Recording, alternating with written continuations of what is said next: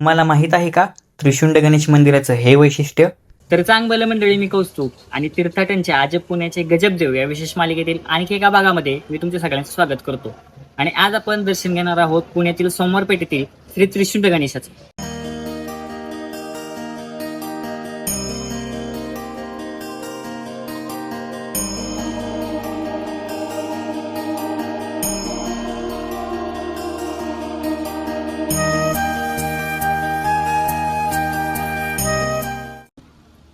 प्रथम दर्शनी बघताना हे मंदिर 12व्या किंवा 13व्या शतकामध्ये बांधलं असावं असं वाटतं.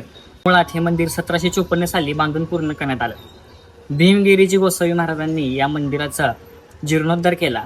या मंदिराचं बांधकाम पूर्ण केलं. 3 सोंड असलेला मयूरासनावरती विराजमान हा बाप्पा पहिल्यांदा पाहणाऱ्याला अचंबित करून टाकतो.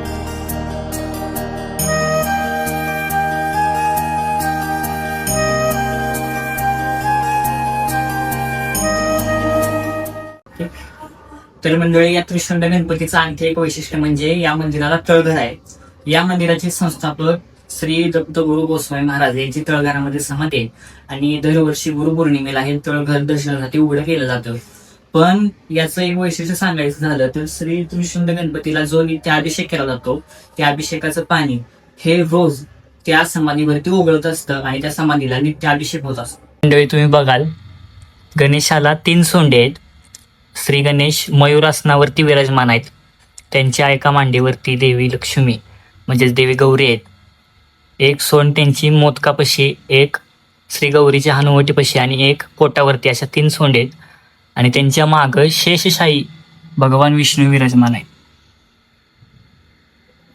असं क्वचितच बघायला भेटतं की श्री गणेशांच्या मागं शेषशाही विष्णू किंवा भगवान विष्णू विराजमान आहेत. मंदिराच्या शिल्पकलेचे कौतुक करेल तितके कमीच आहे.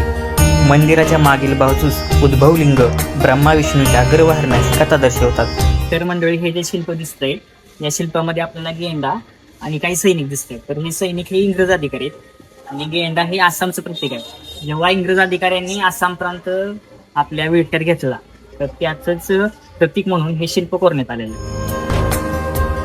अशा या पुण्यातल्या अनोख्या गणेशाला वंदन करून आज इथेच थांबूयात.